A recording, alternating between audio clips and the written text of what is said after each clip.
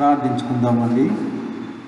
ప్రేమగల మా ప్రియ పరలోకపు తండ్రి, జీవాధిపతి అయిన మా దేవ, అద్భుతములు ఆశ్చర్యములు చేసే మా దేవ, యేసుక్రీస్తు ప్రభువారి పరిశుద్ధమైన నామమున ఈ సమయమున మీ సన్నిధిలో తగ్గించుకుంటూ మిమ్మల్ని హెచ్చించి మిమ్మల్ని గనపరుస్తూ ఉంటున్నాం. తండ్రి, మాకు అనుగ్రహించిన ఈ ప్రభు దినాన్ని బట్టి మీకు వందనాలు. ప్రభు, ఈ సమయంలో కూడా పాడే పాటలను, ధ్యానించే మాటలను మీరు ఆశీర్వదించండి. దేవాట్లు మీ ప్రజలందరూ కూడా తండ్రి ఆత్మతో సత్యముతో ఆరాధించట కొరకే వారిని కూడా సిద్ధపరచండి. ప్రభు, ఇక నెల మరి మొదటి ప్రభు దినాన్ని మీరు మాకు అనుగ్రహించినందుకే మీకు వందనాలు చెల్లిస్తూ ఉంటున్నాం. గత 6 నెలలు కనుపాపాలే మమ్మల్ని కాపాడి భద్రపరిచినారు. ఈ 7వ నెలలో మమ్మల్ని ప్రవేశపెట్టి ఈ మొదటి ప్రభు దినాన్ని ప్రభు మాకు అనుగ్రహించినారు. కాబట్టి మా ప్రభుని ఆత్మతో సత్యంతో ఆరాధించటకు, మహిమపరచటకు మా కృప అనుగ్రహించండి. దేవా, మీ యొక్క స్వరక్తం ఇచ్చి ప్రభు మమ్మల్ని సంపాదించుకున్నారు. మా ప్రతి పాపమును కడిగి మీ పిల్లలుగా చేసుకున్నారు. మీకు వందనాలు. మీ రక్తంతో విమోచింపబడిన వారందరూ కూడా మిమ్మల్ని మహిమపరచాలని మీరు ప్రభు ఇష్టపడి మీరు కోరి మాకు అనుగ్రహించిన ప్రభు దినంపై మీకు వందనాలు. ఈ విధంగా మా యొక్క సమయం అంతా కూడా దీవెనకరంగా చేయండి. ప్రారంభం నుంచి ముగింపు వరకు మీ ఆత్మ సహాయం అనుగ్రహించండి. మీ కృపపైన ఆధారపడుతూ ఉంటున్నాము ప్రభా. మరి మాట్లాడే మీ దాసులైన నన్ను కూడా మీ ఆత్మ చేత అభిషేకించి మీరు బలంగా వాడుకోనమని ప్రార్థిస్తూ ఉంటున్నాం. మరొకసారి మీ రక్త ప్రోక్షణ కిందికి వస్తుంటున్నాం. తండ్రి, మమ్మల్ని కడిగి పవిత్రపరచండి. మా బలహీనతలు, మా బుద్ధిహీనతలు అంతా కూడా దూరపరచండి. మీ యొక్క కనికరమును మీరు మాకు అనుగ్రహించమని ప్రభా, ప్రారంభం నుంచి ముగింపు వరకు మీరే మాకు సహాయపడమని మీ యొక్క శిరసత్వం కిందికి మమ్మల్ని మేము తెచ్చుకుంటూ మీ ఆత్మ నడిపింపును కోరుకుంటూ సమస్త ఘనత మహిమ మీకే ఆరోపించి యేసు ప్రభు నామమున ప్రార్థించి వేడుకొనుచుంటున్నాం తండ్రి. ఆమేన్. ప్రియులారా, ఈ సమయమున సియోను పాట పుస్తకములో నుండి 152వ పాట, సియోను పాట పుస్తకంలో నుండి 152వ పాటను మనం పాడుకుందాం.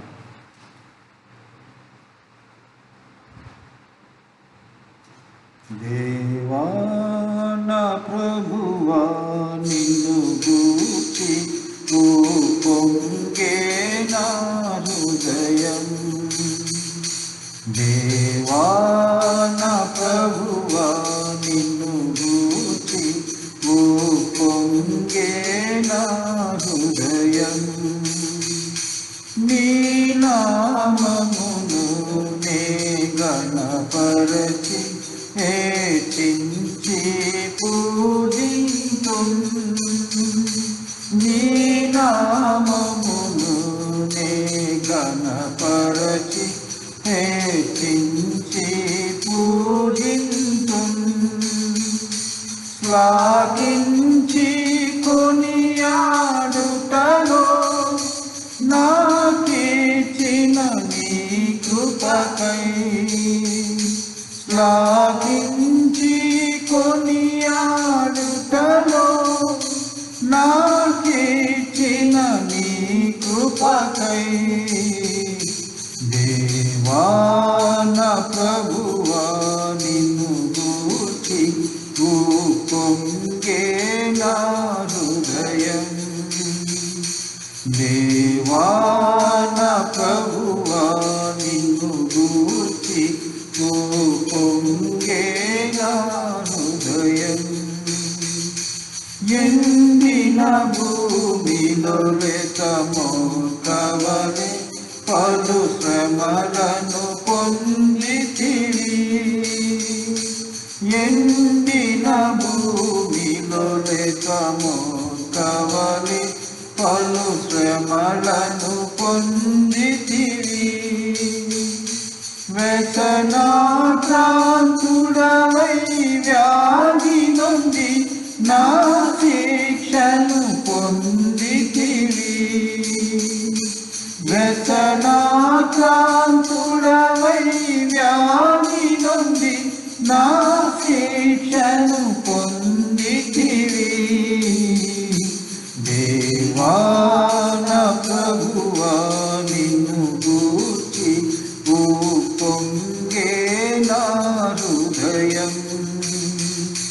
దేవా నా ప్రభువా నిన్ను గూర్చి పొంగే నా హృదయం.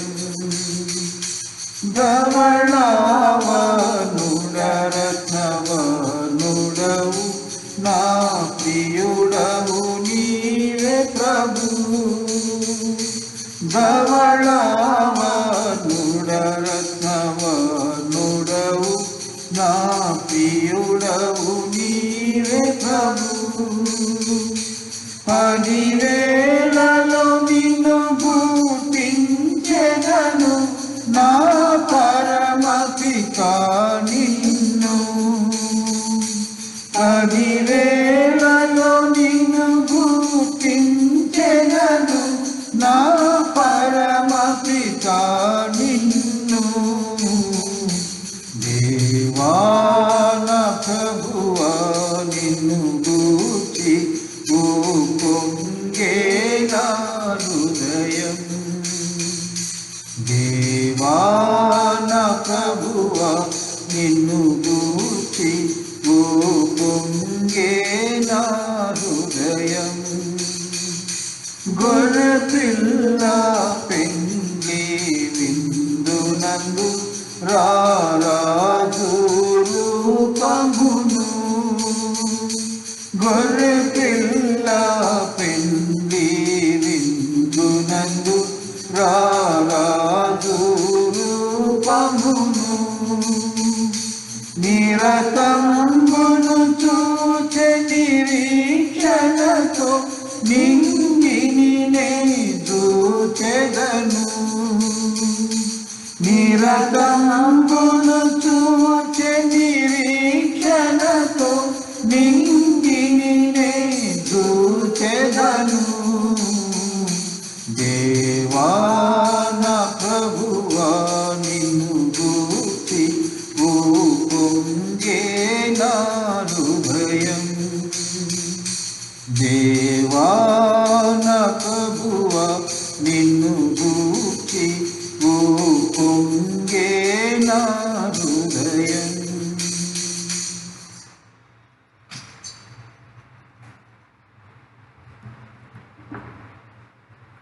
ఈ సమయమున ప్రభువును ఆరాధించట కొరకై పరిశుద్ధ గ్రంథంలో కొన్ని మాటలు మనం ధ్యానించుకొని తర్వాత ఆరాధనలో ప్రవేశిస్తాము. మొదటి పేతురు పత్రిక మొదటి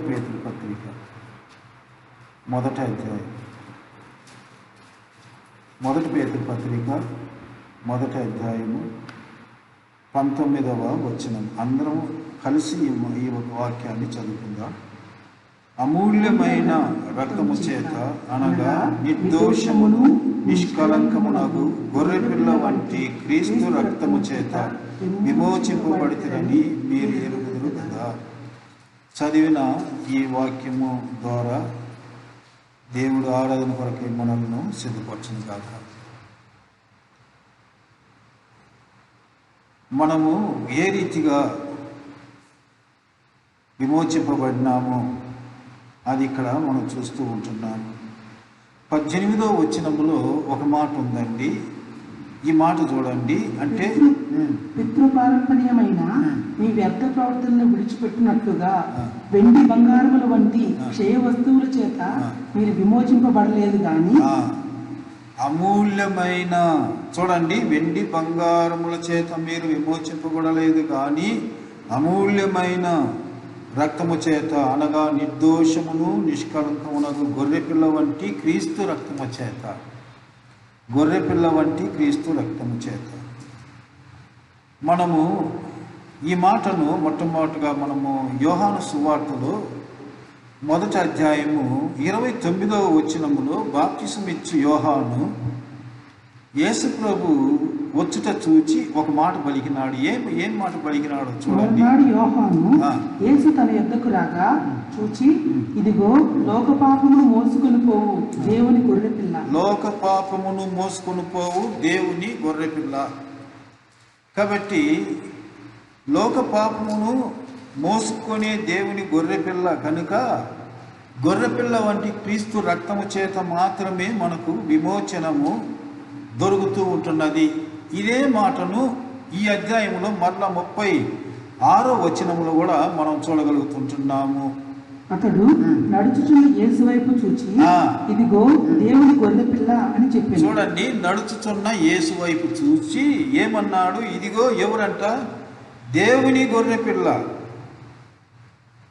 మనం మొట్టమొదటిగా 29లో మనం చదివినాము.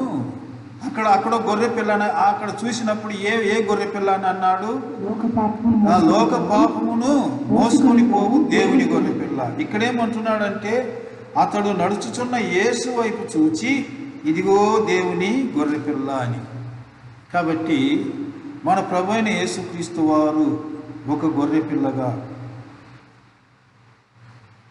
ఈ లోకములో, అంటే గొర్రెపిల్ల అంటే దేనికి ఆ మాట పలుకుతుంటున్నారు? గొర్రెపిల్ల అని చెప్పని మనం యెషయా 53వ అధ్యాయం 7వ వచనంలో చూస్తే అక్కడ గొర్రెపిల్ల ఏం చేస్తుందో, ఆ గొర్రెపిల్ల యొక్క స్వభావం ఏంటో మనం ఇక్కడ చూడగలుగుతుంటున్నాము. యెషయా 53వ అధ్యాయము 7వ వచనంలో ఇక్కడ ఆ గొర్రెపిల్ల యొక్క స్థితిని మనం చూస్తుంటున్నాం. చూడండి, అతడు దౌర్జన్యము నొందెను, బాధింపబడినను అతడు నోరు తెరవలేదు. వదకు తేబడు గొర్రెపిల్లయు, బొచ్చు కత్తిరించి వాని ఎదుట గొర్రెయు మౌనముగా నుండునట్లు అతడు నోరు తెరవలేదు. కాబట్టి మౌనముగా ఉండే గొర్రెపిల్ల ఎట్లా? దేనికి? ఎప్పుడు బొచ్చు కత్తిరించుటకును, అంటే వదకు తేబడు గొర్రెపిల్లయు, బొచ్చు కత్తిరించు వాని ఎదుట గొర్రెయు, అంటే మౌనముగా ఉంది, అంటే తగ్గింపు. కాబట్టి నోరు తెరవలేదు అని చెప్పి చూస్తూ ఉంటున్నాము. కాబట్టి మన ప్రభువు ఒక గొర్రెపిల్లగా ఈ లోకంలో, అంటే ఆయన వధింపబడే గొర్రెపిల్లగా. కారణం ఏంటంటే చూడండి, మనం చదివిన పేతురు పత్రికలో కూడా చూస్తూ ఉంటున్నాము. గొర్రెపిల్ల వంటి క్రీస్తు రక్తము చేత. అది ఎటువంటి రక్తము అని అంటే అమూల్యమైనది అని చెప్పి చూస్తూ ఉంటున్నాము. అమూల్యమైనది, తర్వాత నిర్దోషమైనది, తర్వాత నిష్కలంకమైనది, పరిశుద్ధమైన గొర్రెపిల్ల వంటి క్రీస్తు రక్తము చేత మనము విమోచింపబడి ఉంటున్నాము. కారణం ఏంటంటే ఆ గొర్రెపిల్ల లోక పాపమును మోసుకొని పోయే గొర్రెపిల్ల కనుక ఆ గొర్రెపిల్ల వధింపబడవలసిన గొర్రెపిల్ల. మనం 53:7లో చూసినాము. ఎట్లొస్తుందంట? వదకు తేబడు గొర్రెపిల్లయు. కాబట్టి వధింపబడే గొర్రెపిల్లగా ఉంటున్నది. అదే సందర్భంలో మనం ఇంకా చూస్తే ఆ గొర్రె ఇక్కడ అపోస్తల కార్యములు 8:32లో కూడా ఇదే మాట చూడగలుగుతుంటున్నాము. అపోస్తల కార్యములు 8వ అధ్యాయము 32వ వచనము. అతడు లేఖనమంతా చదువుతున్న భాగం ఏదనగా ఆయన గొర్రె వలె వదకు తేబడిను, బొచ్చు కత్తిరించి వాని ఎదుట గొర్రెపిల్ల ఎలాగో మౌనముగా ఉండును అలాగే ఆయన నోరు తెరవకుండేది. కాబట్టి మౌనముగా ఉండి నోరు తెరవకుండా, అంటే వదకు తేబడినప్పుడు ఆ గొర్రెపిల్ల ఎట్లా ఉంటుందో అదే రీతిగా మన ప్రభువు కూడా ఈ లోక పాపమును మోసుకొని పోయే గొర్రెపిల్ల కనుక వధింపబడవలసిన గొర్రెగా, అంటే లోక పాపమునంతా మోసుకొని మనం చూస్తూ ఉంటున్నాము. 1 పేతురు పత్రికలో 2:24లో చూస్తే మన పాపములంతా ఆయన శరీరం మీద మోసుకున్నాడంట. కాబట్టి లోక పాపమునంతా మోసుకుని పోయే దేవుని గొర్రెపిల్లగా ఆయన ఈ లోకానికి వచ్చినాడు. కాబట్టి అక్కడ ఏమన్నాడంటే, యోహాను చూసిన వెంటనే లోక పాపమును మోసుకొని పోయే దేవుని గొర్రెపిల్ల. కాబట్టి గొర్రెపిల్లగా వచ్చినాడు, ఆ తర్వాత వధింపబడుతూ ఉంటున్నాడు అని చెప్పి చూస్తూ ఉంటున్నాము. అంటే వధింపబడుటకు తీసుకుని పోనప్పుడు గొర్రె ఏ విధంగా మౌనముగా ఉంటుందో ఆ రీతిగా మౌనముగా ఉండి, కారణం ఏంటి? వధింపబడవలసిన అవసరం ఉంటున్నది. కనుకనే మనం చూస్తూ ఉంటున్నాము ప్రకటన గ్రంథంలో వధింపబడుతా, అంటే 6వ అధ్యాయము, అంటే 5వ అధ్యాయము 6వ వచనంలో ఈ మాట ఉంటున్నది. ప్రకటన గ్రంథంలో ఇక్కడ వధింపబడుతూ ఉంటున్నాడు అని చెప్పి చూస్తూ ఉంటున్నాము. 5వ అధ్యాయము 6వ వచనము. మరియు సింహాసనముకును ఆ 4 జీవులకును పెద్దలకును మధ్యను వధింపబడినట్లుండిన గొర్రె పిల్ల నిలిచియుండుట చూచితిని. కాబట్టి వధింపబడి ఉన్నటువంటి గొర్రె పిల్ల దేని కొరకు వధింపబడాలా? పాపమును మోసుకున్నది గనుక. అంటే పాపము ద్వారా వచ్చే జీతం ఏంటంటే మరణం అని మనం రోమపత్రికలో చూస్తూ ఉంటున్నాము. కాబట్టి క్రీస్తు ప్రభు వారు ఈ లోకమునకు ఒక గొర్రె పిల్లగా వచ్చి లోక పాపమునంతా తన శరీరం మీద మోసుకొని ఆ తర్వాత వధింపబడినాడు అని చెప్పి చూస్తూ ఉంటున్నాము. యెషయాలో వధింపబడుటకు తీసుకెళ్ళబడినాడు అంటే మౌనంగా, అప్పుడు కూడా నోరు తెరవలేదు, మౌనముగా ఉంటున్నాడు ఆ గొర్రె పిల్ల వలె.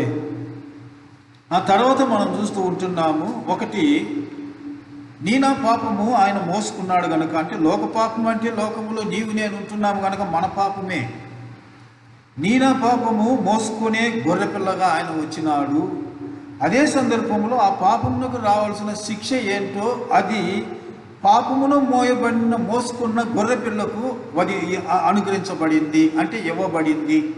శిక్ష మరి పొందుకోవాల్సి వచ్చింది. కాబట్టి ఆ రీతిగా శిక్ష పొందుకొనుటకు వధింపబడుతూ ఉంటున్నాడు. వధింపబడి రక్తము చిందించబడుట. మనం ఈ మాటలను ఆదికాండము 22వ అధ్యాయంలో కూడా మనం చూడగలుగుతుంటున్నాము. అబ్రహాము ఇస్సాకును వధింపబడుటకు తీసుకెళ్ళినప్పుడు ఇస్సాకుకు మారుగా వధింపబడుతున్న గొర్రె పిల్ల. సరే, అదే నిర్గమకాండమునకు వచ్చినప్పుడు 12వ అధ్యాయంలో కూడా చూస్తూ ఉంటున్నాం, ఇశ్రాయేలు ప్రజల్లో రక్షణ కొరకు వధింపబడుతున్న గొర్రె పిల్ల. కాబట్టి పూర్వము నుండే మానవుని రక్షణ కొరకు వధింపబడవలసిన గొర్రె పిల్లగా నియమింపబడి క్రీస్తు యేసు ప్రభు వారు ఈ లోకమునకు పాపమును మోసుకుని పోయే దేవుని గొర్రె పిల్లగా వచ్చి వధింపబడుతూ ఉంటున్నాడు. ప్రకటన గ్రంథం వరకు మనం అక్కడ కూడా చూస్తూ ఉంటున్నాము, వధింపబడినటువంటి గొర్రె పిల్ల అని చూస్తూ ఉంటున్నాము.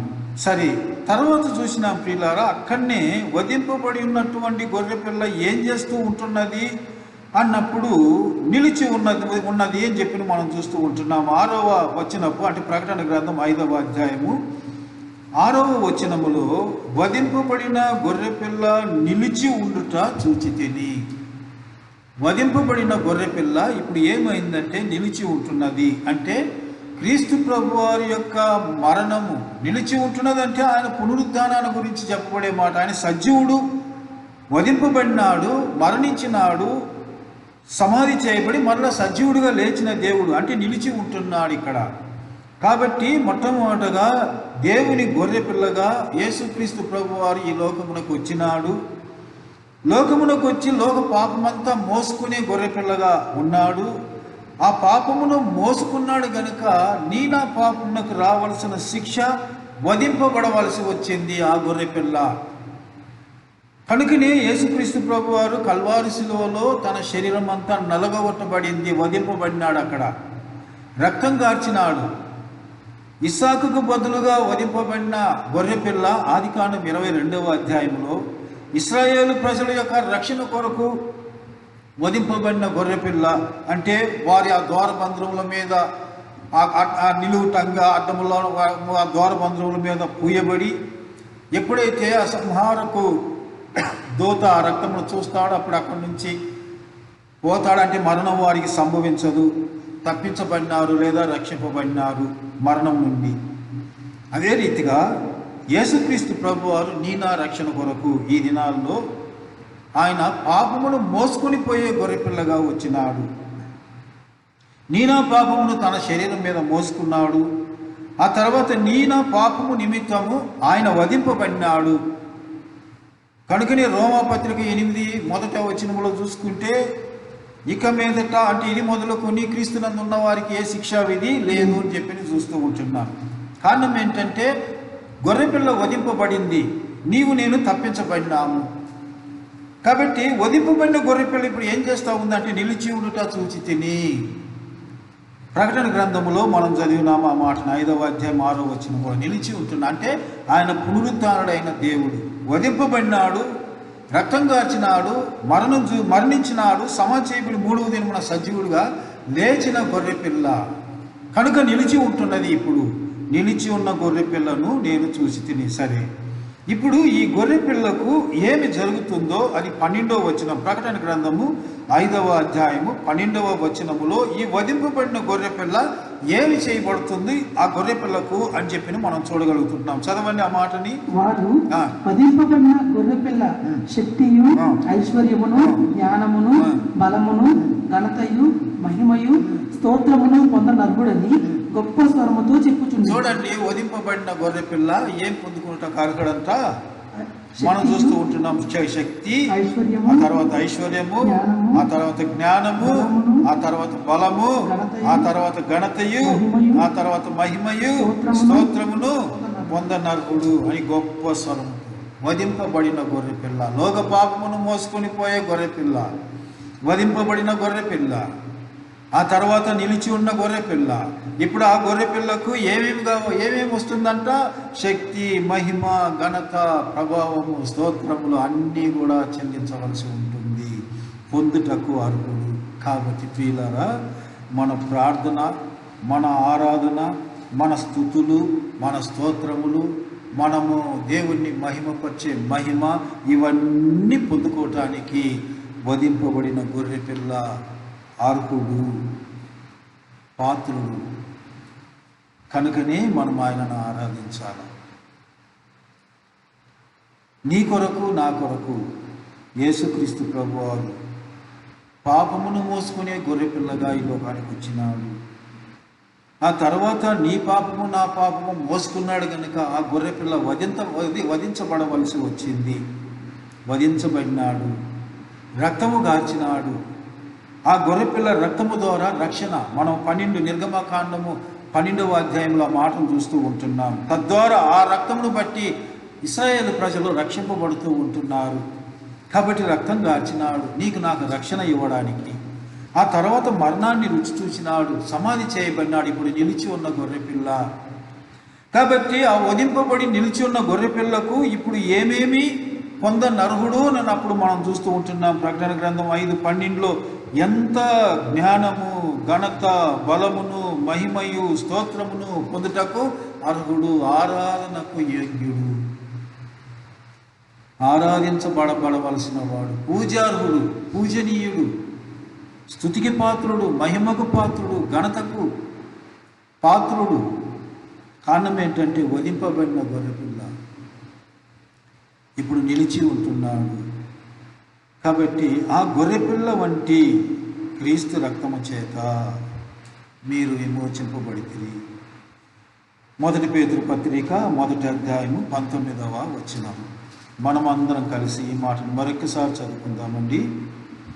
1 పేతురు పత్రిక 1వ అధ్యాయము 19వ వచనము. అమూల్యమైన రక్తము చేత అనగా నిర్దోషమును నిష్కలంకమునగు గొర్రెపిల్ల వంటి క్రీస్తు రక్తము చేత విమోచింపబడితేనని మీరు ఎరుగుదురు కదా. ఏ రీతిగా విమోచింపబడినాము? ఆ గొర్రెపిల్లను బట్టి. పాపమును మోసుకుని పోయే గొర్రెపిల్లగా, వధింపబడిన గొర్రెపిల్లగా, నిలిచి ఉన్న గొర్రెపిల్లగా, ఇప్పుడు ఆరాధనలకు అర్హుడైన గొర్రెపిల్లగా ప్రభు నీ కొరకు, నా కొరకు ఎంతో గొప్ప త్యాగం చేసినాడు. కాబట్టి ఆ ప్రభు నా కొరకు నా పాపములను మోసుకుని పోయే గొర్రెపిల్లగా ఈ లోకానికి మీరు వచ్చినందుకు మిమ్మల్ని ఆరాధిస్తున్నాను.